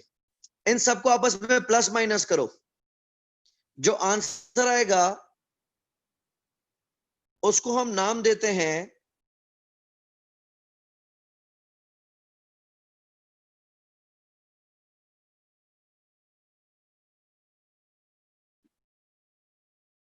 नेट प्रेजेंट वैल्यू, यानी किराया काटने के बाद हम दे कितना रहे हैं और हमें मिल कितना रहा है। हमें यह देखना है कि क्या हमें हमारा प्रिंसिपल वापस मिल रहा है या नहीं। किराया काट के क्या हमें हमारा प्रिंसिपल मिल रहा है या नहीं।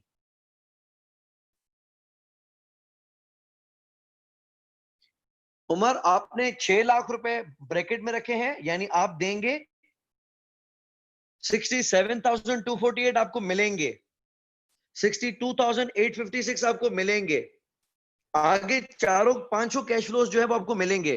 तो माइनस के 6 लाख रुपए और प्लस की 5 फिगर्स। देखो नेट आंसर प्लस में आ रहा है या माइनस में आ रहा है। हमें ज्यादा मिल रहे हैं कि हम ज्यादा दे रहे हैं।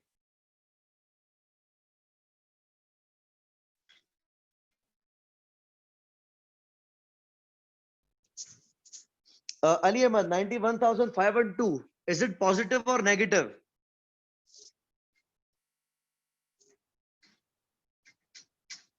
प्लस की वैल्यू बड़ी है कि माइनस की वैल्यू बड़ी है?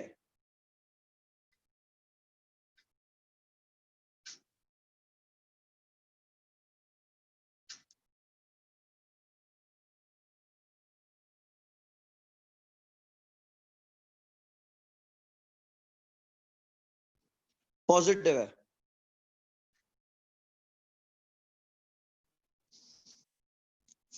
वेरीफाई करें, किसी और का आंसर नहीं आया अभी तक।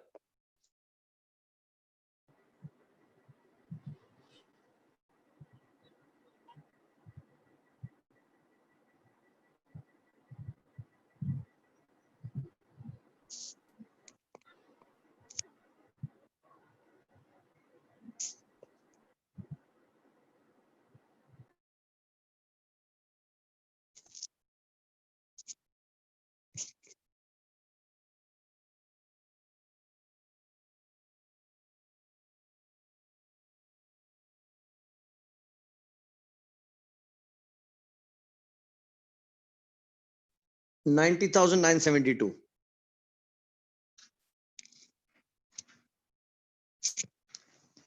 साहिल आप देखें आप कितने पैसे इन्वेस्ट कर रहे हैं? 6 लाख रुपए ना, तो आप इन सब जो पॉजिटिव फिगर्स हैं इन सबको आप प्लस करें।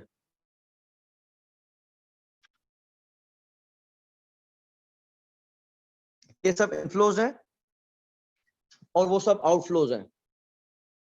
ठीक है, आप भी करें, मैं भी यहां पे कर रहा हूं। It is 67,248 plus 62,856 plus 58,752 plus 54,936 plus 265,236। इसकी वैल्यू आ रही है 5,02,028, sorry 5,09,028।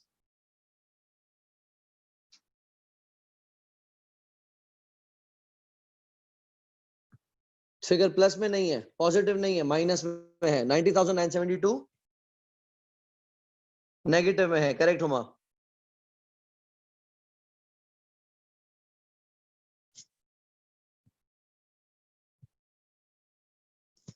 It's not positive, it is negative.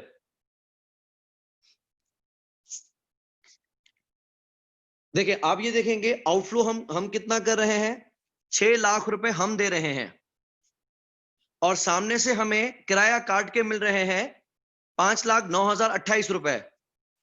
तो हमारे अभी भी 90,972 रुपए डूब रहे हैं। तो हम इसमें लिखेंगे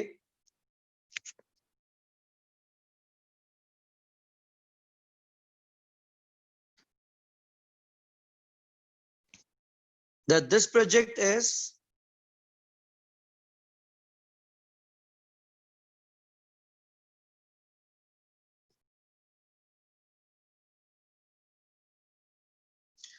not financially feasible, कि ये पैसों के हिसाब से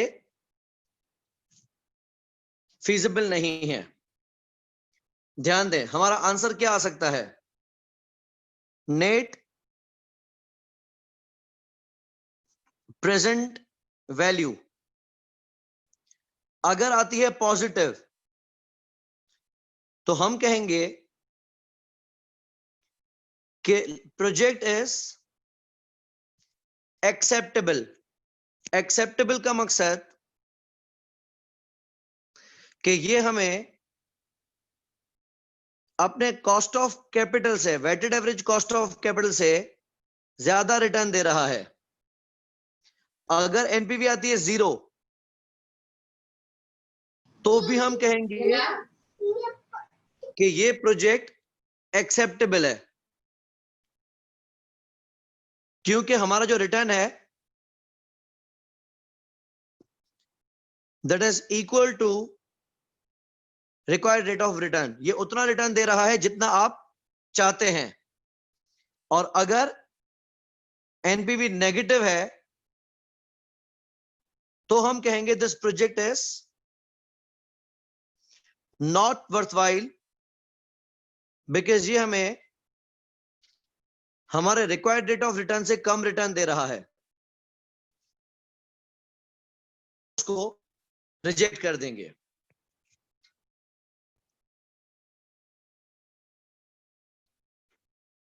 ठीक है, यहां तक किसी को कोई कंफ्यूजन है तो पूछ सकते हैं। अगर एनपीवी पॉजिटिव है तो मतलब ये आपको 7% से ज्यादा रिटर्न दे रहा है। अगर 0 है तो मतलब आपको 7% रिटर्न ही दे रहा है। अगर नेगेटिव है तो इसका मकसद ये आपको 7% से कम रिटर्न दे रहा है। तो अगर आपको रिटर्न कम मिले तो उसको आप एक्सेप्ट नहीं करेंगे।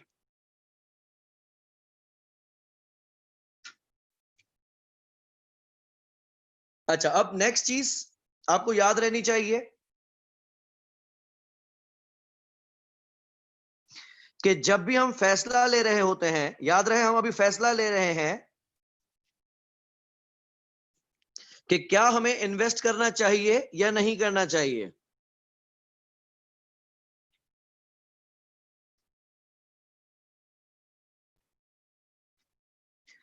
तो उसके लिए हम एक टेक्निक चलाते हैं जिसको हम नाम देते हैं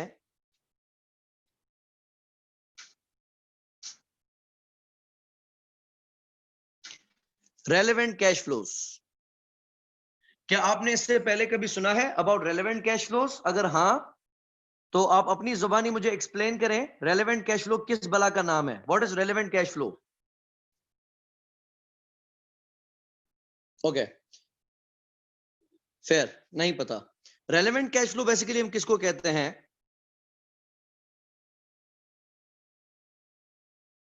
तमाम तर वो cash inflows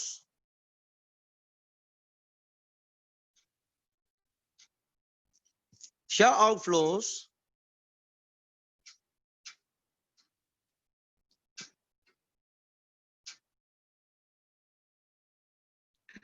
that arise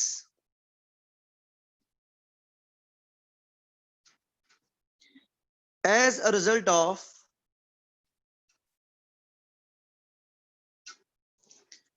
decision। कोई भी कैश फ्लो जो आपके फैसले की वजह से अराइज हो उसको हम कहते हैं रेलेवेंट कैश फ्लोज।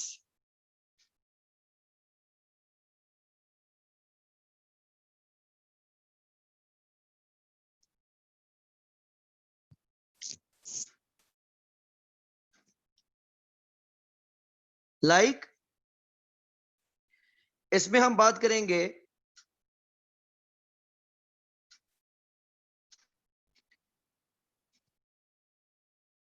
कि जो भी वेरिएबल कॉस्ट होती है वो रेलेवेंट होती है, बिकॉज वेरिएबल कॉस्ट हम किसको कहते हैं?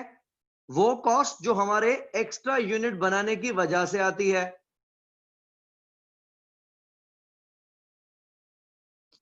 तो वो कॉस्ट जो आपके प्रोडक्शन या आपके फैसले की वजह से आएगी या आपके फैसले से असरअंदाज होगी, उस कॉस्ट को हम कहते हैं रेलेवेंट कैश फ्लो।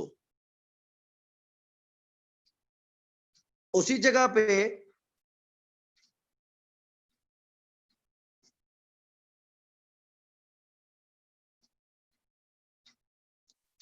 जो जनरल फिक्स्ड कॉस्ट होती है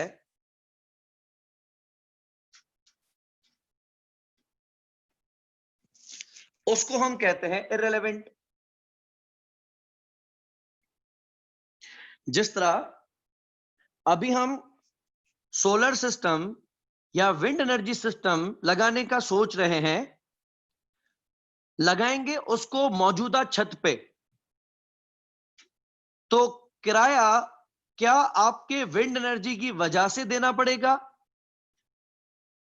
किराया क्या आप सोलर एनर्जी की वजह से देंगे? अगर आप कहते हैं नहीं सर किराया तो हम वैसे ही दे रहे हैं, तो हम किराए को अपने फैसले में हिस्सेदार नहीं बनाएंगे, क्योंकि वो खर्चा तो आप वैसे ही इंकर कर रहे हैं। मिसाल, ज़ेबिस्ट अपनी मौजूदा बिल्डिंग के अंदर एक नया डिग्री प्रोग्राम लॉन्च करे, तो किराया तो ज़ेबिस्ट वैसे ही भर रहा है। किराए के हवाले से सोचना तो फजूल होगा, क्योंकि वो तो वैसे ही भर रहे हो। मिसाल, अगर ज़ेबिस्ट रेगुलरली सोचता कि हमें समर्स ऑफर करने चाहिए या नहीं करने चाहिए, वो ये देखें कि समर्स में मिसाल हमें फीस मिलेगी 5 लाख रुपए और टीचर को हम देंगे 60,000 रुपए, तो 5 लाख रुपए कमाएंगे और 60,000 रुपए टीचर को देंगे, हमें कितना मिलेगा? 4,40,000 रुपए। समर्स चलेगा 2 महीने और हमारा अगर 1 महीने का किराया ही 8 लाख रुपए हो, तो क्या ज़ेबिस्ट को समर्स ऑफर करने चाहिए या नहीं? मेरा सवाल एक बार वापस सुन लेना। हमारे पास स्टूडेंट्स इंटरेस्ट दिखाते हैं किसी कोर्स में रजिस्टर करने के लिए। जितने स्टूडेंट्स एनरोलमेंट रजिस्ट्रेशन देने के लिए रेडी हैं, वहां से हमें फीस मिलेगी 5 लाख रुपए की, और जो टीचर वो सब्जेक्ट पढ़ाएगा, बिलफर्ज ज़ेबिस्ट उसको पे करेगा 60,000 रुपए, 60,000 रुपीस। तो 5 लाख रुपए कमाएंगे माइनस 60,000 रुपए तो टीचर को दे देंगे, और टीचर को तभी दोगे अगर वो पढ़ाएगा, अगर टीचर पढ़ाएगा नहीं तो आप देंगे नहीं। तो 5 लाख रुपए की इनकम भी तब आएगी जब आप समर्स ऑफर करेंगे, और 60,000 रुपए की सैलरी भी तभी पे करने पड़ेगी जब आप ऑफर करेंगे। समर्स चलेगा कोर्स 2 महीनों के लिए, और अगर ज़ेबिस्ट का 1 महीने का किराया ही 8 लाख रुपए हो, 2 महीने का बनेगा 16 लाख रुपए। आप क्या मशवरा देते हैं? ज़ेबिस्ट को समर्स लॉन्च करना चाहिए या नहीं करना चाहिए? अली अहमद तो मरवाने पे तुले हैं, बोले हैं ऑफर करनी चाहिए, इनको अपना फायदा सोचना है। करेक्ट अली, करेक्ट, बिल्कुल सही। साहिल ने मना कर दिया, साहिल कह रहा है नहीं ऑफर करना चाहिए, फाइनेंशियल ग्राउंड। और अच्छी बात है, आप स्टूडेंट बन के नहीं सोच रहे, आप मैनेजमेंट बन के सोच रहे हैं। रबाब का कहना है कि रेंट तो वैसे ही जा रहा है, यस दैट्स ट्रू। 8 लाख रुपए का किराया अगर आप समर्स में कोई कोर्स ऑफर नहीं भी करते तो भी तो देंगे ना। आपके permanent staff, programme coordinators, administrators या परमानेंट फैकल्टी,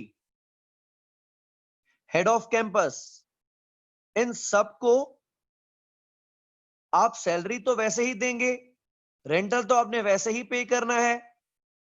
तो जो खर्चा आपका फैसले के बावजूद आ ही रहा है तो उस खर्चे पे सोचना क्या, क्योंकि उस खर्चे को आपके फैसले से तो फर्क ही नहीं पड़ रहा। तो ये 4,40,000 भी आएंगे ना। अगर हम समर्स ऑफर नहीं करते तो 16 लाख तो फिर भी दे रहे हैं, उल्टा ये 4,40 भी मारे जाएंगे। इसलिए बेहतर है कि हम ऑफर कर लें। तो हम अपने फैसले के लिए सिर्फ उन कैश फ्लोज को सोच रहे हैं जो हमारे फैसले की वजह से आएंगे। अगर कोई भी ऐसा खर्चा है, कोई भी ऐसा कैश फ्लो है जो कि रिगार्डलेस ऑफ योर डिसीजन आएगा ही आएगा, उसको सोचना नहीं चाहिए। हम ये कहते हैं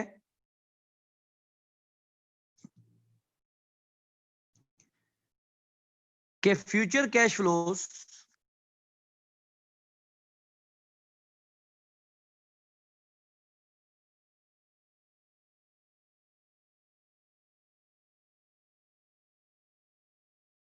आएंगे वो रेलेवेंट है, और वो इखराजात जो आप पहले ही इंकर कर चुके हैं, जिसको ना कॉस्ट,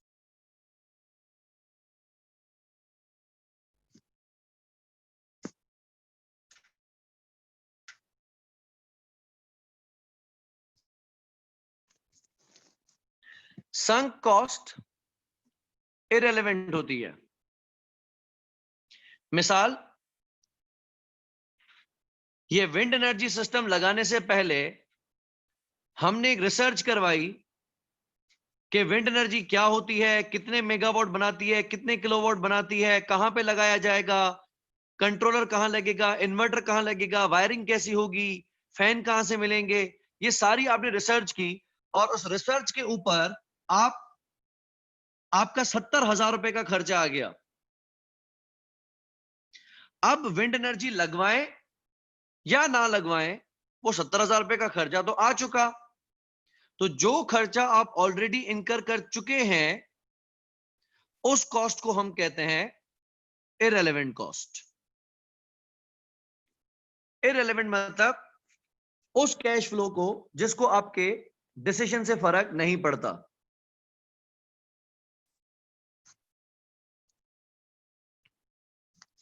इसी तरह से एक कॉस्ट होती है जिसको हम नाम देते हैं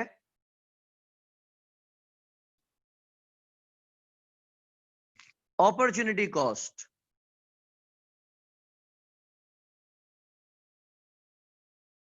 कि अगर हमारे फैसले की वजह से हमें कोई कुर्बानी देनी पड़ती है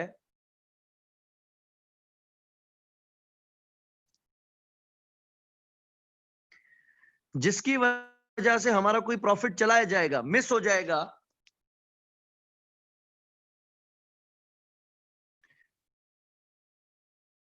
तो उसको हम कहते हैं अपॉर्चुनिटी कॉस्ट। मिसाल, अगर हम अपनी छत किसी को किराए पे दे सकते हैं, लेकिन अगर हम उस पे विंड एनर्जी या सोलर सिस्टम लगा देंगे तो हम उसको किराए पे नहीं दे पाएंगे। तो वो किराया जो आप कमा सकते थे अगर कि आप विंड एनर्जी ना लगवाते, तो वो किराया आप कमा सकते थे, लेकिन विंड एनर्जी लगवाने की वजह से अब वो किराया आप नहीं कमा सकेंगे। उसको हम कहते हैं अपॉर्चुनिटी कॉस्ट। फॉरगोन यानी मिस कर देना, कुर्बान कर देना। तो वो इनकम जो हमारी मिस हो जाएगी इस फैसले की वजह से, उसको हम रेलेवेंट कॉस्ट कहते हैं।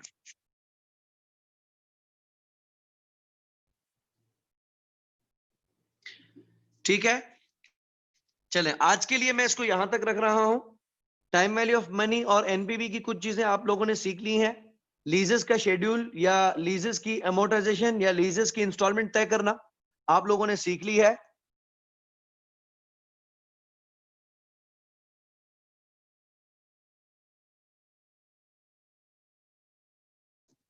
अगर आपको मजीद कोई भी कंफ्यूजन होती है तो हम नेक्स्ट क्लास में डिस्कस कर लेंगे।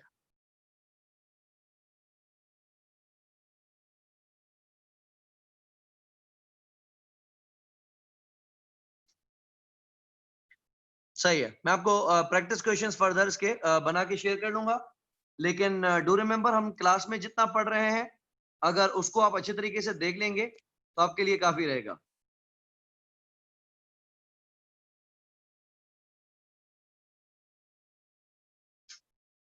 ओके, मैं अटेंडेंस ले रहा हूं तो पॉसिबली आप में से कुछ स्टूडेंट्स जो